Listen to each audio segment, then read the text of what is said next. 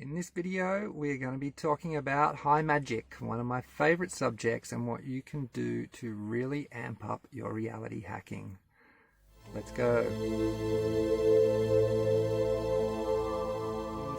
Greetings, beautiful people. Welcome back. This is Adeon from lightworkers.org. Welcome to my channel, and I have a really exciting topic to share with you this evening. You're in the back of the Abundance Bus. The studio's occupied by some guests at the moment, and it's been wet and rainy and cold outside, so welcome to my bedroom. Today I want to share with you a topic, one of my favorite topics, and that's high magic, working magic. And when I'm talking about magic, I'm talking about the influence of consciousness on reality, how we can use our intentions and our focus to create changes in our lives, changes in our world, and basically do some genuine reality hacking. So this is also some prep work for you guys who are watching upcoming retreat this weekend for the Solstice and solar eclipse. So this will be some of your homework to do, so please do pay attention. But welcome everyone else. I'm going to jump into it and start off with, when I'm talking about magic, as I said, talking about using conscious intention to make changes in our lives and make changes in the world. And it's interesting to notice and know that in the last 20 years there have been over 2,000 journal peer-reviewed studies done on consciousness and its effects on reality.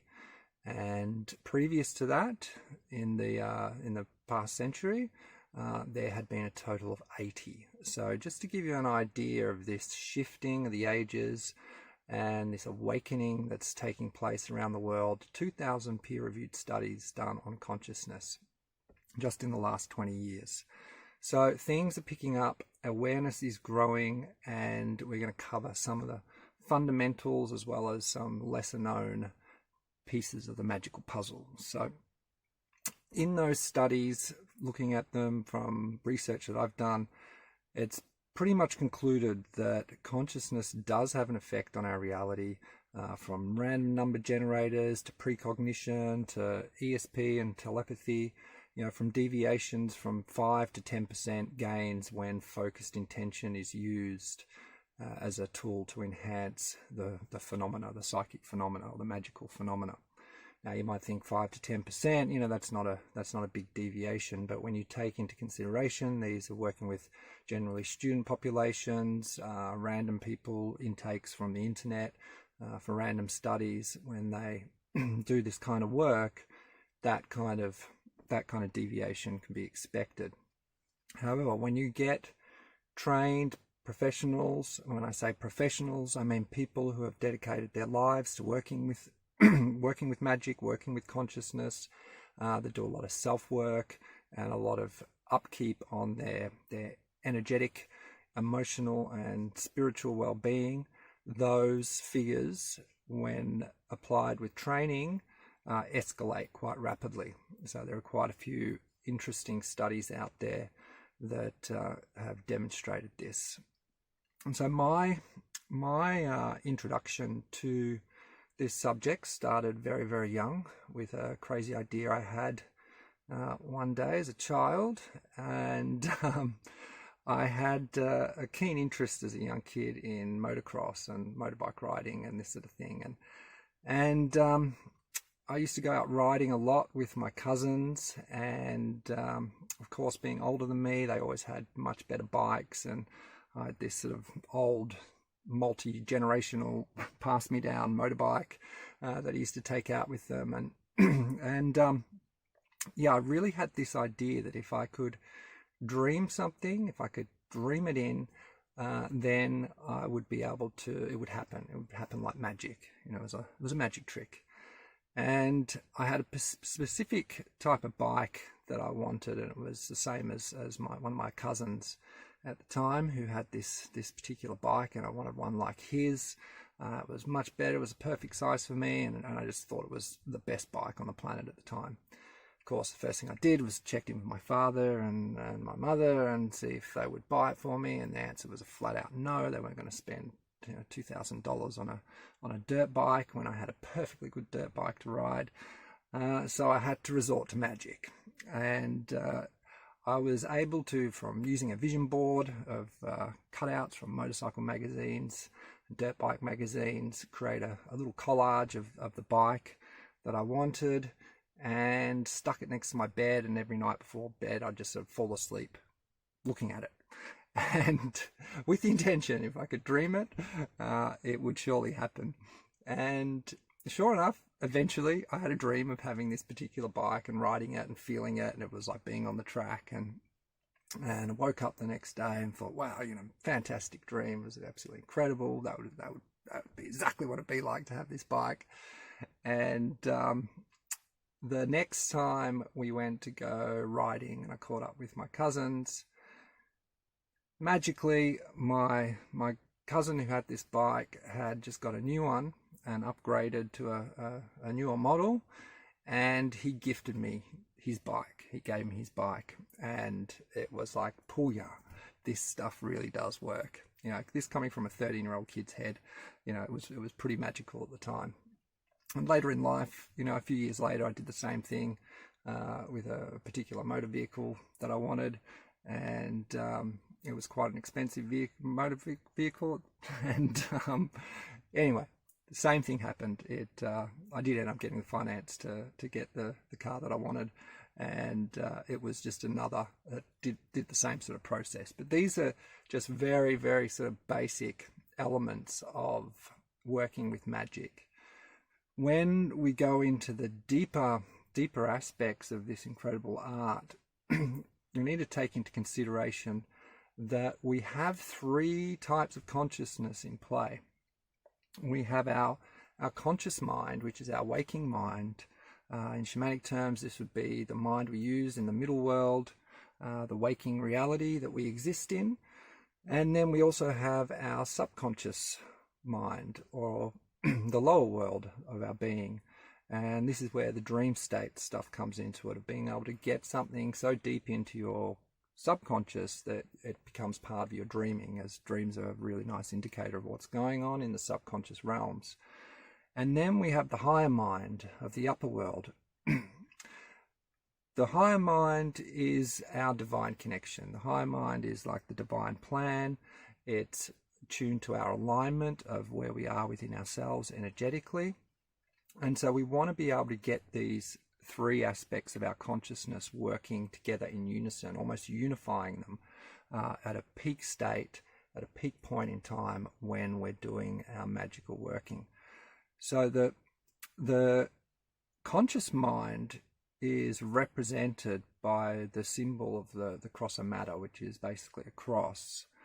And this takes into consideration representing the 4 elements, being earth, air, water and fire.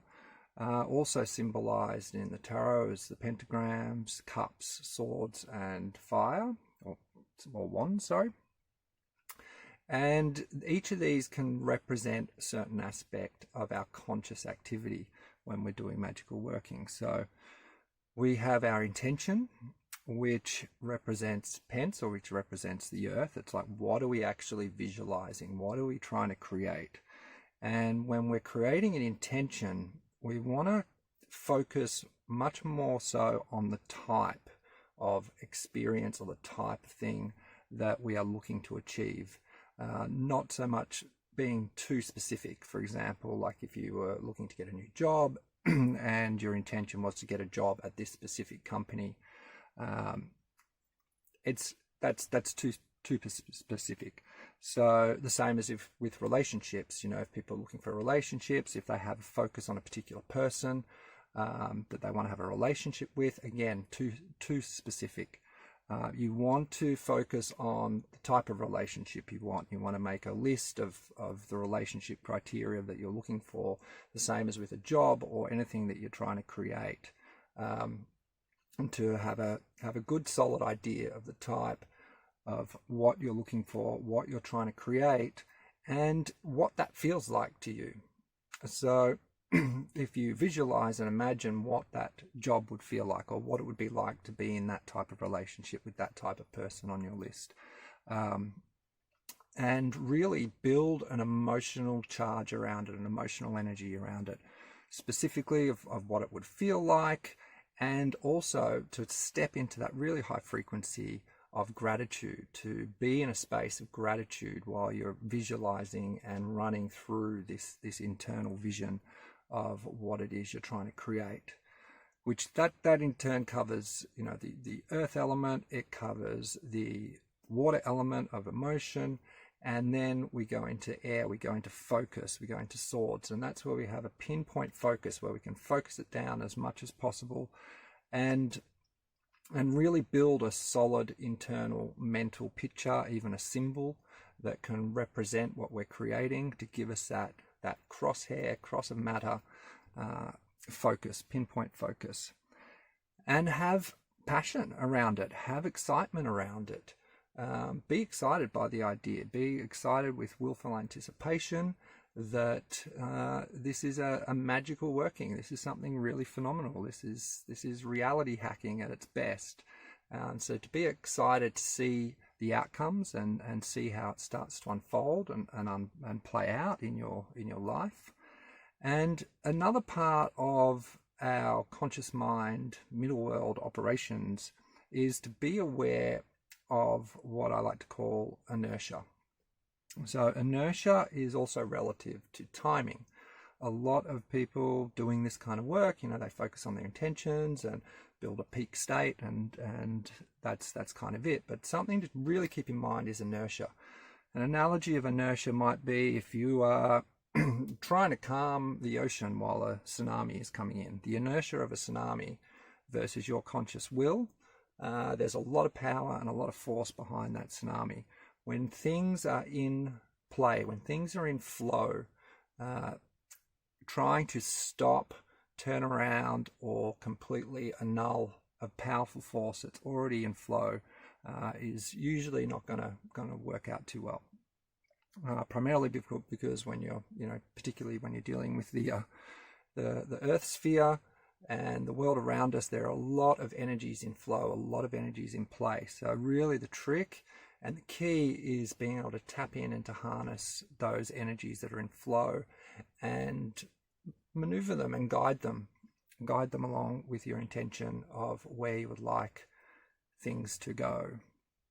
So that covers as far as the conscious mind. When we go into the subconscious, this is where self-work is really important.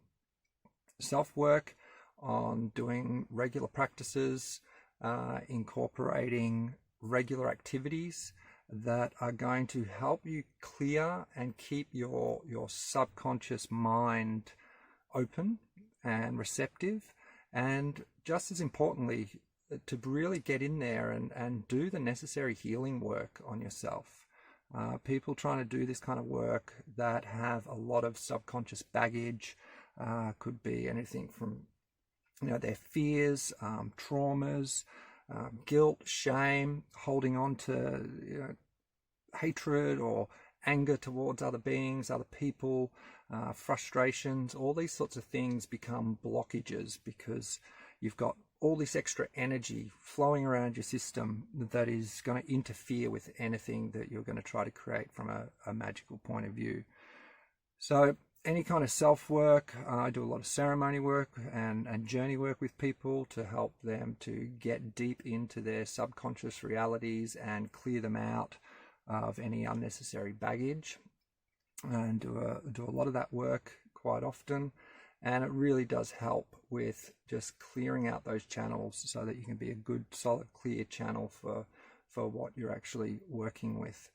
And, you know, the subconscious realms also, you know, holds your desires, your hopes, your dreams, as well as your fears. So you want to be able to find tools that work for you, whether it's, you know, hypnosis or deep trance work or medicine work, whatever it is, that can really help you work on the subconscious, because it's a huge factor that comes into play in this work.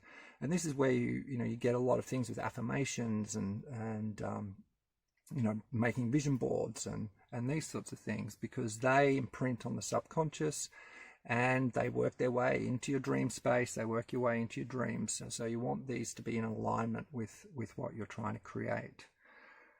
Speaking of alignment, we move to the higher mind, into the upper world.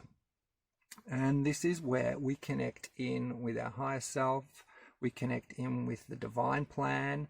And to do that, we really, really need to be in a space of trust. We need to be in a space of surrender, operating from a space of truth and absolute integrity. And integrity in the sense of any of these kind of workings need to be done in the brackets or in the container of unconditional love, compassion, and for the benefit of all beings. In alignment with the divine plan for the highest will, for the highest good of all. And if we can align ourselves with that, we have a lot of scope to play with when we're doing this kind of work. And when we're in alignment with the divine plan, then we have the divine on our side. We have Great Spirit working with us to see the unfoldment of our dreams, because we are co-creators. This is our birthright. This is what is inherent to all of us, and we all have these gifts and we all have this capacity, and the divine wants to see us thrive. We are co-creators. The divine wants us to exercise our free will to create from that space of love, from that space of gratitude, from that space of compassion. So it's something very important to keep in mind.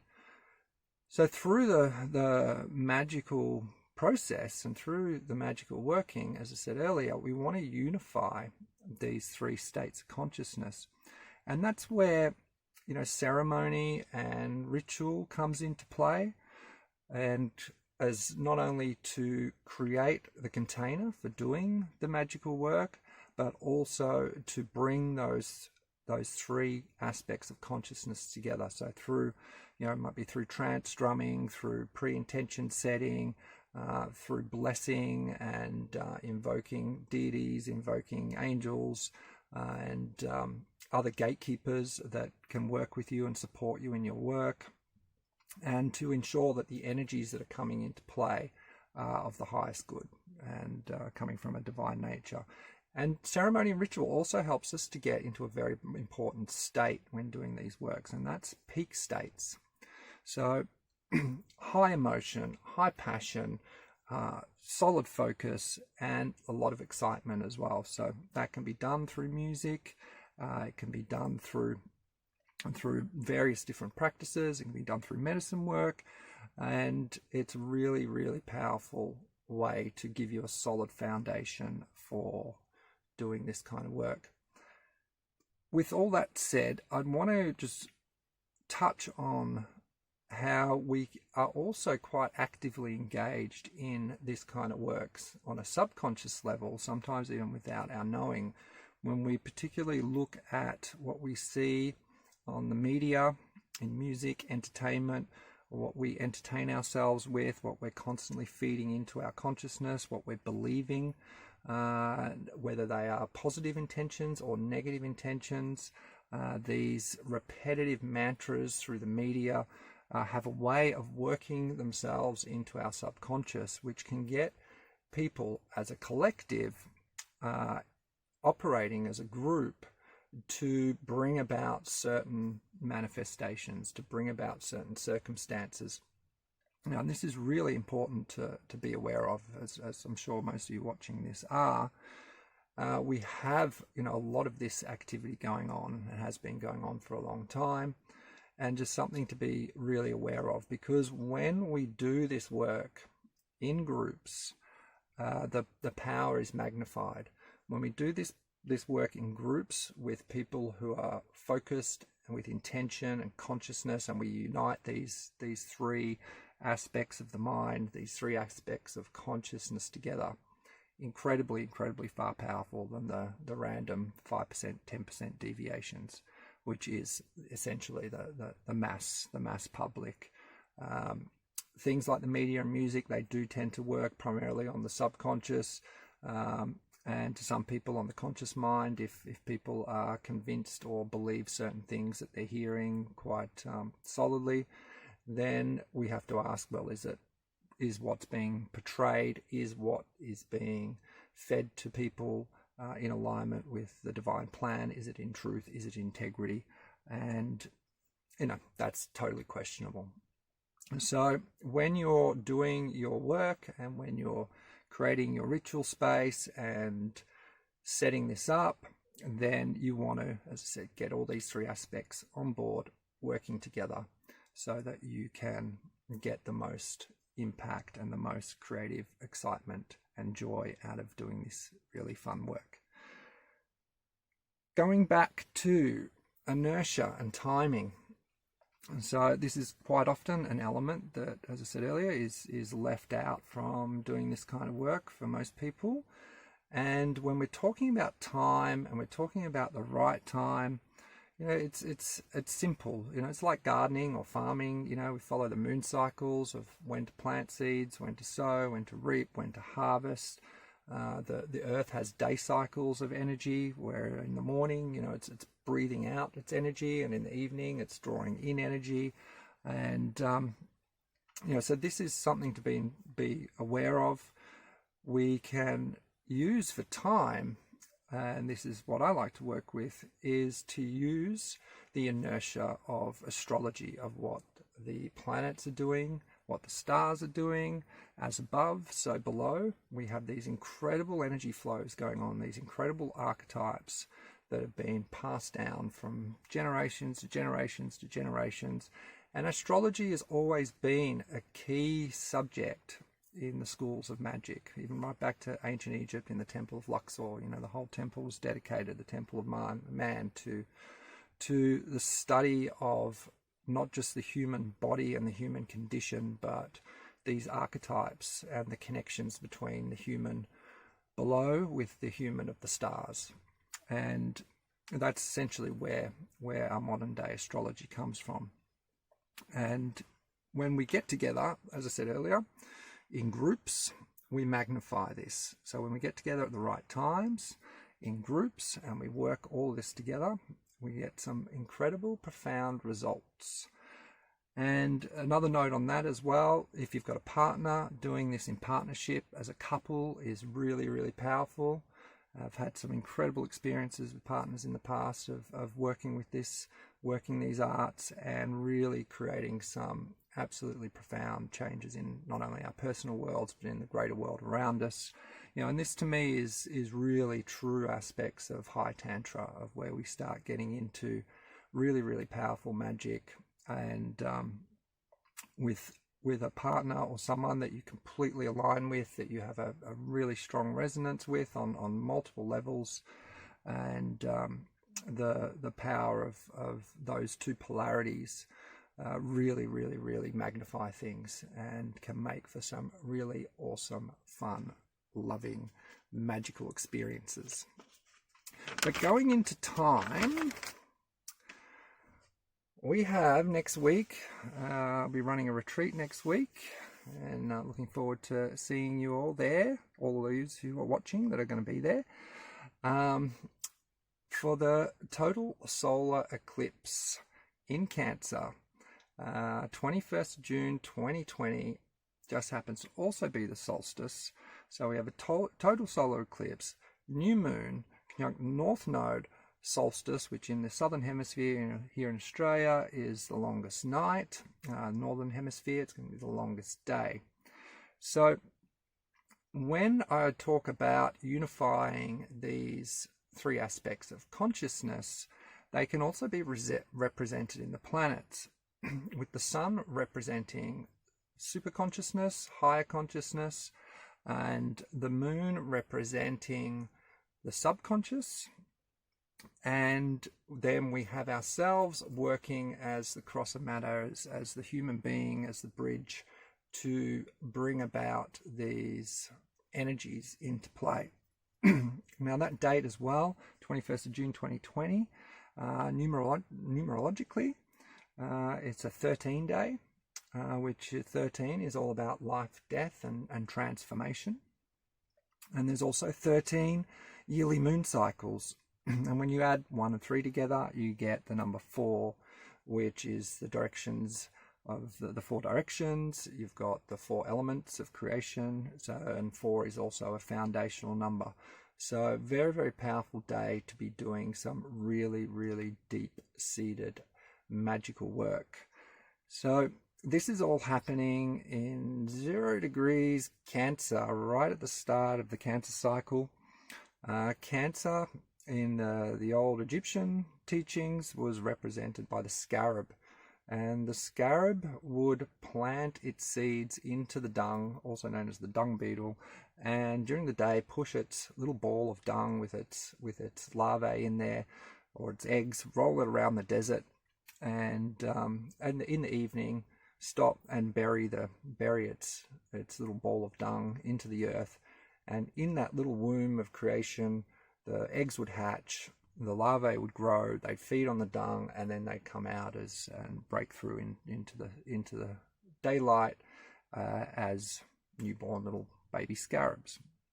So this is where we get the actual symbol from Cancer from. And if you look at the symbol, you see what it actually looks like. Are 2 little grubs going around in circles. But just an interesting side note. But Cancer also represents the element of water, the unmanifested. Think of the Nita TEFNUT, the Nita of the waters, of the unmanifested. It is also ruled by the moon. It is representative of the womb, of rebirth, of seeding creation. It also represents home and family, and can delve into childhood pasts, childhood patterning, childhood traumas, all these sorts of things. So we're talking about being vulnerable, but also being in a safe and held, compassionate space. So this is sort of like the energetic container that we're going to have to work with. We also have the light of the sun, super consciousness, perfect for healing and releasing blocks or any murkiness into those waters of really like shedding the light of super consciousness, of the divine light into our inner realms, into our watery realms of our soul. And with the energies of the new moon, also penetrating the subconscious, healing, releasing, reprogramming, really getting deep. We're talking about a time and a place to really, really get deep and do some serious deep diving. And we also have the North Node in the mix, the future embrace, all about releasing the old and really something to seed and create a new dream, creating a new vision, and to really think, what does this look like? What does this feel like? Embrace it with a sense of gratitude and create that intention around and in alignment with these sorts of energy flows of what you want to work with. So a beautiful, beautiful, beautiful time to really be doing some incredible seeding and incredible intention setting.